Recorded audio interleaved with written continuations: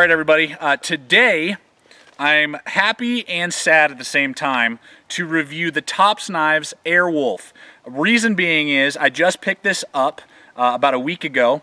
And I was super excited. You know, I've been looking at it for probably almost a year now. Really wanted to get my hands on this knife. And as I was looking up the specs, I could not find on Tops' website, Tops Knives, and I called them up, and we have discovered that this knife is now discontinued. As of this being posted, August 29th of 2013, the Tops Airwolf is discontinued, no longer in production. So they are still available. You can find them on eBay, Amazon. I believe BLADEHQ might still have a few, and they're going for right around like 120 bucks right now, but I know that very quickly, probably by close to 2014, these will be extinct and you'll only be able to probably get them on the secondary market. So as we do this video, I'm actually going to resell this knife because with discontinued blades, I just don't like to really beat on them because I just review so many knives, you know, and I use them maybe once or twice, and that's about it, you know, one or two adventures, unless they really connect with me and they're really special. And not to say this isn't an amazing knife, but I'm going to throw this back out on the market. So we're just going to do some light cutting with this. I'm not going to do batoning or stabbing or chopping just because I want to keep this in pristine condition for somebody, but I will give you the basic specs, some just basic carving and rope cutting, so you can get a kind of fit and feel for whether or not this discontinued Tops Knives Airwolf is worth a purchase for you. So let's get into this review. All right, so let's look at the blade in particular and the specs for this particular knife, the Airwolf H-629 by Tops Knives, made here in the USA out of 1095 high carbon steel, Rockwell hardness 58 is what this steel is made out of. It is 3/16 of an inch thick, so nice thick spine with I'm going to say a drop point design here because there is no unsharpened swedge, even though it has a kind of the sides are unsharpened a little bit with swedging, but this top is really nice and flat, so it's going to be great for batoning. You will be able to get some really good hits on that. This is a hollow grind, which is razor sharp, guys. I mean, crazy sharp, and it's very shallow hollow grind. You know, some are really deep and dug in deep, which I don't really care for. This one's very shallow, almost a saber or flat grind. Almost, just not quite. I can tell that there is a little bit of a divot, but it is stupid sharp that we're going to see here in just a second as we cut the cord and do some carving. 5 inches of actual cutting edge, and then it is 5 3/4 of an inch to the G10 handle scales right there. You got that awesome choil that we'll test out here in just a second. Just very super classic design in that blade shape. And just awesome. Great for stabbing. It's going to be a great stabber penetrator. You know, it's got a really good tip on there, reinforced all the way through, so you're going to be able to, you know, do a little bit of prying and definitely get some really good stabbing.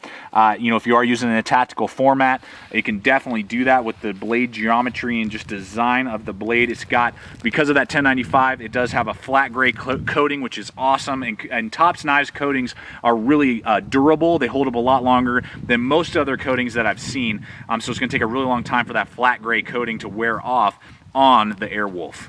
All right, so here we go with the Airwolf. Going to cut through some 3/8 inch nylon heavy duty rope. You know, this has a hollow grind. You can see, wow, that was awesome.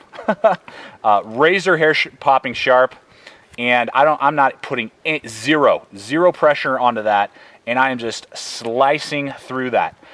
With that hollow grind, you know, hollow isn't necessarily my preferred, but the more I use it for field knives like this, you know, tactical, survival knives, it doesn't bother me. I mean, I prefer full flat or saber grinds, but this hollow grind is awesome. It's going to give you that really sharp edge for your utility tasks, regardless if, you know, an Airwolf, you're a paratrooper or something, and you got to cut yourself out of your parachute and you're hanging in a tree, whatever. It's going to go through heavy duty nylon cord, rope, molly, seat belts very easily.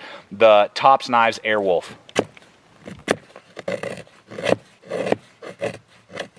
So you can see as I use this Airwolf with that hollow grind, I mean, this thing is awesome. You're going to be able to really get your whittling gun carving razor sharp, just plows through wood and man-made materials really, really well. You know, that really nice 3/16 of an inch thick spine. I can get my thumb right there, rest there, and get some really good leverage on this wood. And I'm not even using the finger choil, and this is so comfortable, guys. This handle, barehanded with the G10 handle scales, that guard, wow. And then I can choke up, get that finger choil, easily fits in my hand there, and then I can just get super, super aggressive on this piece of wood, and I mean, just go to town all day long. 5 inches is going to give you a lot of space to cut, and yeah, I mean, a wilderness blade, absolutely, with the Airwolf.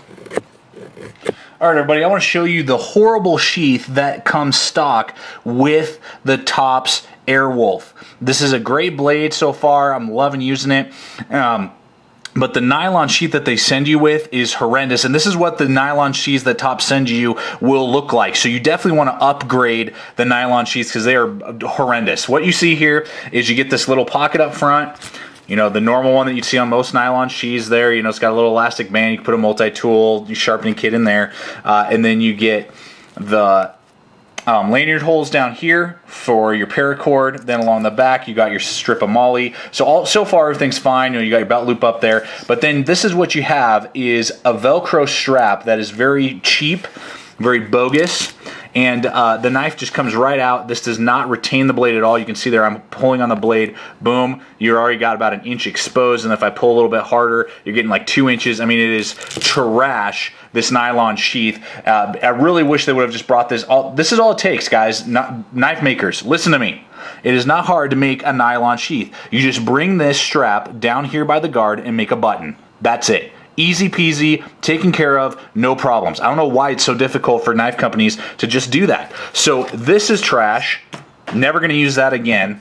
So here's the knife. So I want to show you two options. The first one, which is awesome, is I happen to have a spare Ontario Rat 5 sheath, you know, with a nice retention strap here, designed well with a button. And this Wolfe will go right in, fit perfectly. This goes right by that guard like I was talking about, snaps into place, is adjusted, and then boom. You can see there, no blade is exposed. I'm pulling super hard. I mean, there's definitely rattle and play or whatever, but a Rat 5 sheath by Ontario Knife Company, pop that sucker, boom, you pull it out. So that's a little bonus there. Those run you can get those, just the sheath at knifecenter.com for I think around 20 bucks. So that's a plus. And then this is going to be the best one for you though, is the Spec Ops custom nylon sheath. Now we have here a SOG Force knife in here. Again, another knife, great knife, horrible sheath. So I'm going to pop the button right here. The sheath is designed to be able to hold multiple different types of knives. This will hold up to a 6-inch knife. So we just take the Wolfe, slide the sucker in there, real nice, and in fact will not fall out. You can see there I'm holding it upside down, just on the pure retention of the Kydex insert in there. Then you just pop the button closed. This button is fully adjustable, can hold really wide handles, narrow handles, then boom. Nothing is exposed. Silent, no rattle. You're getting the molly attachment, belt attachment. This thing will run you about 40 bucks, and it will hold a plethora of knives from K-Bar Becker BK2s to, as you can see, the SOG Force, this Wolfe. I mean, I have so many knives that will fit in that, which is a really big plus. And then also, they make another model. This one's only 30 bucks. This will hold up to an 8-inch knife. Same company, Spec Ops Plus. I will put a connotation, a tag in the comments below so you can get a link to my previously reviewed items on that as well. So if you're buying other Tops knives that are up to 8 inches in size and they come with one of those nylon sheaths which are trash, you could buy one of these and it would actually hold your Wolfe and this one, and it's just a total bonus to be able to get one of these Spec Ops sheaths. They're awesome. They're going to really help augment knives that are amazing that come with horrendous sheaths. So just want to show that to you as we go through this review. And as we look at the handle here on the Wolfe, these are G10 handle scales, which is awesome. It's pretty rare. You know, usually you'd see a micarta, and it's a perfect texturing, very similar to Cold Steel's G10 that they use. You know, really, I would say definitely aggressive on those G10 handle scales, bolted in, really nice. And you got these little red liners in there that kind of give it a little bit of a flare and a pop, which is really cool that they put those liners in there. G10, again, is very durable, very warm to the touch, which is awesome. Machined perfectly, again, full tang construction, because they're just G10 slabs. Then you can see there I wear large size gloves. I got plenty of room to spare. I got like 2 inches on the back. Deep finger choil right here, finger guard, and then the finger choil like we've talked about. Jimping along the back here, which is perfect. It's not super aggressive, but it's not non-existent either, so it's just perfect. Bites in right there if I'm holding it like that. And this is just an extremely classic design, guys, in the sense that there's no thumb ramp or anything like that. And this is really what I love. This is my favorite type of knife. You know, no thumb ramp, just a deep finger guard down here, flat all along the top, so I can put my thumb wherever I need to if I'm carving, whittling, stabbing. You're locked in. You're not worried about accidentally sliding up and hurting yourself. And that handle just feels great.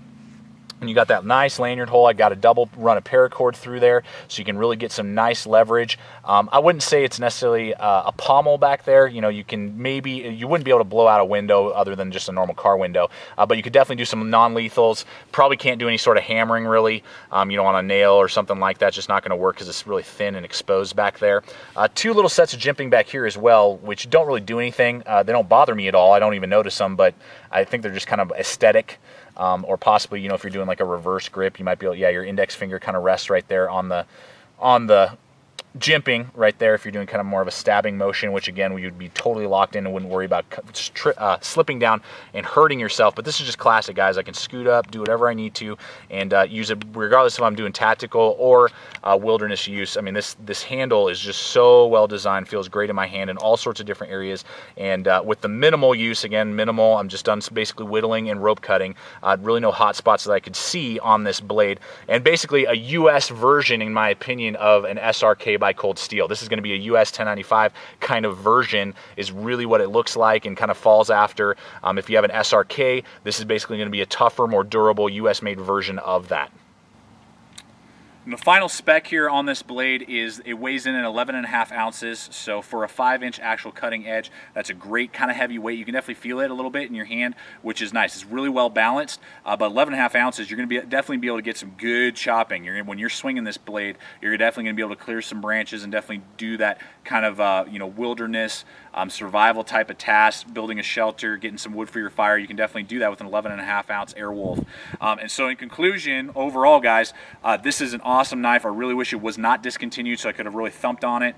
But I'll throw this back out on eBay probably tonight, you know, as I post this review, August 29th of 2013. I'll throw this up here either tonight or tomorrow for sale. But I would say the only downside is the sheath. You've seen that. It is trash, bogus, totally worthless, that sheath that this thing comes with, which is really sad. So you are going to either need to do some sort of an upgrade, a Kydex one you make yourself, or you could use that Spec Ops sheath that I will throw. I think I said this already, but I'll throw a connotation and below with a link to that review. That sheath holds this baby perfectly.